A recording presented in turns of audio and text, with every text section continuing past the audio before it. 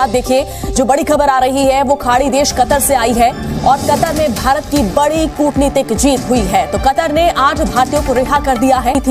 8 में से 7 भारतीय वापस वतन लौट आए हैं। भारत सरकार ने कतर सरकार के इस फैसले की तारीफ की है। वापस इंडिया पहुंच गए हम सेफ एंड साउंड और definitely honourable prime minister Shri Modi को धन्यवाद करना चाहेंगे कि उनके पर्सनल इंटरवेंशन से ये पॉसिबल हुआ और गवर्नमेंट ऑफ कतर के हिज एक्सेलेंसी द अमीर को कि उन्होंने ये होने दिया एंड बस यही बोलना चाहेंगे। Thank you very much. Without the intervention of prime minister Modi एक घंटे भी आज हम आपके सामने खड़े नहीं हो रहे होते। Very very thankful government and prime minister Modi की हम लोग बाहर आ सकें और वापस अपने कंट्री। क्या ये इंडिया की डिप्लोमेटिक विन नहीं है? तो सबसे पहले तो बात यह है कि बहुत बहुत मुबारकबाद सिर्फ उनके परिवारजनों को नहीं, सिर्फ उनको नहीं, यह पूरे भारत का मुद्दा है। पूरे भारत को बहुत बहुत शुभकामनाएं। बहुत अच्छा काम हुआ, इसीलिए शुरू से मैं मुस्कुरा रहा हूं। मुझे बहुत अच्छा लग रहा है, I am so happy. India की प्रेजेंस मिडिल ईस्ट में बहुत तेजी से ग्रो कर रही है और यही कहा जा रहा है that the relationship is reaching to the new heights. जिस तरह पाकिस्तान कहता है ना जी कि हम higher than Himalayas and all that, ठीक है, लेकिन असल में कि 7 जो मिडिल ईस्ट स्टेटें हैं उन्होंने मोदी साहब को हाईएस्ट सिविलियन अवार्ड दे रखे हैं उन्होंने। और जो भारतीय डायस्पोरा है उसका इन कंट्रीज के अंदर, कतर के अंदर, यूएई के अंदर, बहरीन के अंदर उनका बड़ा इन्फ्लुएंस है, बिजनेस है, उनके टेक्नोक्रेट हैं। जो हकीकत ये कहना कम नहीं होगा कि उनकी गवर्नमेंट का सारा सिस्टम चलाने वाले भारतीय हैं लोग वहां पे। ठीक है जी। अब मैं दोस्तों आपको 1-2 और बातें बताता हूं, बड़ी इंटरेस्टिंग। क्या हुआ कि भारत में जब ये हो रहा था तब यहां पे एज यूजुअल लोगों ने छाती पीटी। सुब्रमण्यम स्वामी साहब ने तो सीधा सीधा प्राइम मिनिस्टर मोदी से इस्तीफा ही मांग लिया कि अगर जहां पर कतर ने 7 भारतीयों को रिहा कर दिया है, 7 ही अब से थोड़ी ही देर पहले दिल्ली में पहुंच गए हैं। ये सभी लोग नेवी के पूर्व अधिकारी हैं जिन्हें कतर में गिरफ्तार किया गया था और न सिर्फ गिरफ्तार किया गया था बल्कि फांसी की सजा हो गई थी।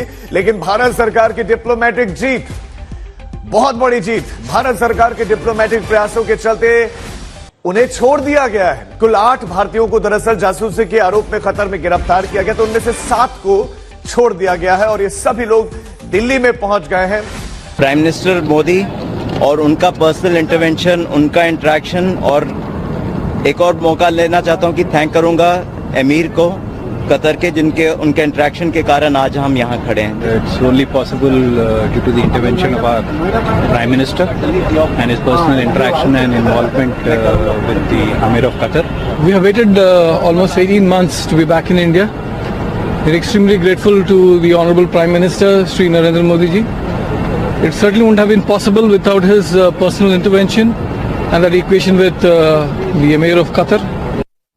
कि दोस्तों मीटिंग हो गई मोदी जी के साथ COP28 जो दुबई में हुआ था दिसंबर में। उसमें मीटिंग हो गई मोदी जी के साथ और मोदी जी ने शेख को बोल दिया कि शेख इधर तो देख, हमारे 8 बंदे, तुम क्या करती वहां पे? तो शेख ने बोला मोदी जी डोंट वरी, हम उनको छोड़ती। और छोड़ती क्या, उनका मतलब छोड़ ही देती एंड में। तो सबसे पहले तो बात यह है कि बहुत बहुत मुबारकबाद सिर्फ उनके परिवारजनों को नहीं, सिर्फ उनको नहीं, यह पूरे भारत का मुद्दा है। पूरे भारत को बहुत बहुत शुभकामनाएं। बहुत अच्छा काम हुआ, इसीलिए शुरू से मैं मुस्कुरा रहा हूं। मुझे बहुत अच्छा लग रहा है, आई एम सो हैप्पी। और कतर के बीच में ट्रेड कितना है? $15 अरब से ज्यादा। $15 अरब से ज्यादा का ट्रेड, जिसमें से 13.5 अरब भारत कतर को पैसे देके तेल लेता है, वहां से मोस्टली तेल लेता है। तो यानी कि कतर का फायदा है और भारत उसके 4-5 टॉप ट्रेडिंग पार्टनर्स में से है जहां तक तेल की बात है। मोटा अमाउंट खर्च करता है भारत हर साल और मुझे ऐसा लगता है कि यह बहुत बड़ी चीज थी जिसकी वजह से भारत यह कर पाया। दूसरी चीज डिप्लोमेसी। तीसरी बात, भारत के सबसे रिश्ते अच्छे हैं, छोड़ के पाकिस्तान। भारत के रिश्ते सबसे अच्छे हैं। कोई ऐसा दुनिया में नहीं कहता कि भारत हमारा दुश्मन है, छोड़ के पाकिस्तान, सारे अरब कंट्रीज। अब कतर करता भी तो क्या करता, देखिए, ठीक है, हम शुक्रिया अदा करते हैं, कतर के अमीर हैं, उन्होंने बहुत अच्छा काम करा। जो हमारे जो भाई थे, बहुत बड़ी जीत है भारतीय डिप्लोमेसी के लिए। लेकिन आपको समझना पड़ेगा, ये जो पूरा मैटर है ना, ये सॉल्व भी डिप्लोमेसी से हुआ है। ये बैक एंड में किस तरीके से बातचीत करी, कौन कौन से हेड ऑफ स्टेट, अभी धीरे धीरे कहानी निकलेगी आगे, तब आपको पता लगेगा। धीरे धीरे कहानी निकलेगी कि किसने किसको फोन करा, किसने किस पे दबाव डाला, किसने किसको बोला कि भाई तुम ऐसा कर दो तो ऐसा हो जाएगा, तुम भारत के बंदों को हाथ मत लगाना वरना बहुत कलेश होने वाला है बाद में। फिर उसके बाद ट्रेड के रिश्ते, फिर पैसे की बात। क्या करते हैं आप? मैं चार्टर्ड अकाउंटेंट हूँ। चार्टर्ड अकाउंटेंट है, पॉलिटिक्स का पता है, आइडिया है थोड़ा बहुत, या बस काउंटिंग होती रहती है? स्लाइड थोड़ा बहुत, not as much but slide.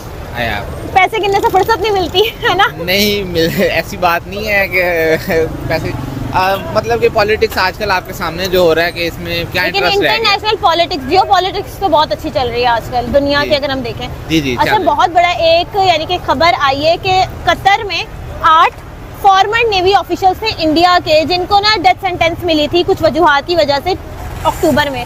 कल ही वो डेथ सेंटेंस रिवर्स हो गई है। कितनी बड़ी डिप्लोमेटिक विन है इंडिया के लिए? आई थिंक बहुत बड़ा डिप्लोमेटिक विन है कि एक इस्लामिक कंट्री में उनको डेथ सेंटेंस मिल गया और उनको रिवर्स करवाना। और Qatar is not a small state, it's very influential country. तो मैं कहूँगा बहुत बड़ा डिप्लोमेटिक विन है इंडिया का, और हमें भी अपने देखना चाहिए और कि हमें लोन नहीं मिल रहे और उनको स्पाइस। आपको भी और लोन चाहिए? चार्टर्ड अकाउंटेंट होकर भी आपको लोन चाहिए? नहीं, मतलब कि हमें हमारे जो कंट्रीज हैं, हमारे जो एलाइज हैं, हमारे कतर इज़ आवर एलाई, मतलब इस्लामिक कंट्री है तो हमारी कोई इतनी सपोर्ट नहीं। लेकिन इंडिया का वो आउट ऑफ द वे जाके उनके स्पाइस पकड़े गए हैं जो उनके कंट्री के एंटी काम कर रहे हैं, उनको उन्होंने। बट ये चीज प्रूफ नहीं हुई ना, प्रूफ नहीं हुई कि वो, मतलब प्रूफ कहाँ होता है स्पाइस वगैरह का? डिप्लोमेटिक रिलेशंस किसी भी मुल्क के लिए कितने जरूरी है? वेरी, आजकल की दुनिया में आप देख लें, this is the hybrid war, जिसमें डिप्लोमेटिकली एक दूसरे के साथ अच्छे रिलेशंस के साथ ही आपने बेनिफिट्स को दूसरों के साथ लेकिन एक बड़ी पाकिस्तानियों से मैंने बात की तो पाकिस्तानियों का एक पॉइंट है, भाई इंडिया पैसे वाले हैं तो बंदे भी छूटेंगे। Like diplomacy is another thing और इकोनॉमिक ग्रोथ एक अलग चीज है। ठीक है, थोड़ा सा रिलेशन है but both go side by side. मतलब कि इंडिया भी हमारे साथ साथ ही था ना। अभी ये हमारी करेंसी की डिवैल्यूएशन इतनी हुई है कि वो आगे चला गया और उन्होंने, जारी बात है, उन्होंने असेस किया अपनी चीज़ों को, ठीक किया और अच्छी तरीके से अपनी इंडस्ट्री, हम अपनी इंडस्ट्री को उस तरह से नहीं कर रहे तो जारी बात है हमें लॉस, पीछे रह गए उनसे काफ़ी। तो पाकिस्तान इतने जेलस क्यों हैं, इतनी नफरतें क्यों कर रहे हैं पाकिस्तानी? बाकी कतर भी देख लें, साथ चल रहा है। यूएई में COP28 हुआ तो वो मोदी आगे थे, सऊदीया में दोनों साइड से होता है ना, दोनों साइड से होता है, उधर से भी है, इधर से भी पाकिस्तान की side. But they are making good relations with Islamic countries ना? They are making, but they will not make because their stake is with that they are making good relations with those Islamic countries जो पहले से बहुत stable हैं। जबकि हमारा unfortunately नहीं stable है तो हमारा उनके साथ इंटरेस्ट नहीं ब्लॉक करता। तो ट्रेडिंग जब हो रही थी तो जय हिंद दोस्तों, स्वागत है आपका इंडिया पाकिस्तान न्यूज़ चैनल में। तो दोस्तों, जैसे कि आपने वीडियो में देखा, आइए जानते हैं वीडियो के बारे में। कतर की जेल में बंद 8 पूर्व भारतीय नौसैनिकों को रिहा कर दिया गया है। ये वही पूर्व सैनिक है जिन्हें कतर की एक अदालत ने फांसी की सज़ा सुनाई थी, लेकिन भारत की कूटनीतिक दखल के बाद कतर ने सज़ा को माफ़ कर दिया। अब आखिरकार इन पूर्व नौसैनिकों को कतर ने रिहा कर दिया है। 8 में से 7 पूर्व नौसैनिक भारत पहुंच भी चुके हैं। इस मामले में भारत सरकार की कूटनीतिक काबिल तारीफ है। कुछ दिन पहले लोकसभा में AIMM चीफ असदुद्दीन ओवैसी बोले, सरकार को चैलेंज करते हुए कहा था कि कतर में फंसे भारतीय सैनिकों को वापस लाकर दिखाइए। किसे मालूम था कि सरकार अंदर खाने ऐसी रणनीति बनाएगी कि हमारे पूर्व नौसैनिकों को कतर वापस भेज देगा। कतर के इस फैसले का भारत के विदेश मंत्रालय ने स्वागत किया। हाल ही में कतर की अदालत ने इन 8 पूर्व नौसैनिकों को फांसी की सज़ा सुनाई थी। कुछ दिन के बाद सैनिकों की सज़ा को माफ़ कर दिया गया। दरअसल भारत और कतर के बीच मैत्रीपूर्ण संबंध है। दोनों देशों के बीच मजबूत व्यापारिक संबंध है। ऐसे में भारत ने शुरू से ही इस मामले को लेकर कतर से बातचीत जारी रखी। खुद प्रधानमंत्री नरेंद्र मोदी ने पिछले साल दिसंबर में कतर के अमीर शेख तमाम बिन हमद अल थानी से दुबई में हुए COP 28 में इतर मुलाकात की थी। इस मीटिंग में PM मोदी ने पूर्व भारतीय नौसैनिकों की रिहाई के मसले पर बात की। विदेश मंत्रालय के प्रवक्ता रणजीत जायसवाल ने भी इस मीटिंग का जिक्र करते हुए ये बताया, दोनों के बीच द्विपक्षीय संबंधों को लेकर एक अच्छी वार्ता हुई है। पूर्व नौसैनिकों की रिहाई उस समय हुई है जब पिछले सप्ताह ही दोनों देशों के बीच एक अहम समझौता हुआ था। इस समझौते के तहत भारत कतर से लिक्विफाइड नेचुरल गैस LNG खरीदेगा। ये डील अगले 20 सालों के लिए हुई है और इसकी लागत $78 अरब है। भारत को पेट्रोनेट LNG लिमिटेड कंपनी ने कतर की सरकारी कंपनी कतर एनर्जी के साथ ये करार किया। इस समझौते के तहत कतर हर साल भारत को 7.5 मिलियन टन गैस निर्यात करेगा। इस गैस से भारत में बिजली, उर्वरक और सीएनजी बनाई जाएगी। जब ये खबर आई कि कतर में 8 पूर्व भारतीय नौसैनिकों की सजा सुनाई गई है, तब से भारत का विदेश मंत्रालय इस मसले को सुलझाने में लग गया। कतर में भारत के पूर्व राजदूत दीपक मित्तल वहां की सरकार से सजा खारिज करने के लिए चर्चा में जुट गए। कतर में भारत सरकार का पक्ष रखने के लिए मित्तल की बड़ी भूमिका रही है। वो कतर में मार्च तक भारतीय राजदूत के रूप में काम किया। एक तरफ जहां सरकार कतर में अंतर्राष्ट्रीय स्तर पर कूटनीतिक रणनीतियों को अंजाम दे रही थी, वहीं दूसरी तरफ घरेलू स्तर पर भी काम चल रहा था। विदेश मंत्री एस जयशंकर ने मौत की सजा पाए पूर्व नौसैनिकों के परिवार से मुलाकात की और उन्हें आश्वासन दिया कि सरकार उनकी रिहाई को सुरक्षित करने के लिए हर संभव प्रयास करती रहेगी।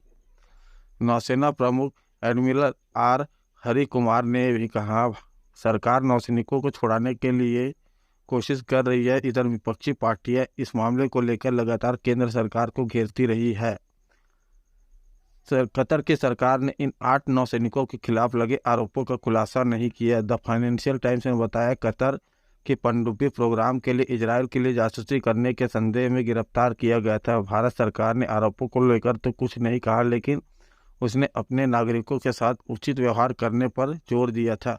तो दोस्तों, अगर आपको ऐसी वीडियो देखना पसंद है तो हमारे चैनल को सब्सक्राइब करें तथा वीडियो को लाइक करना ना भूलें।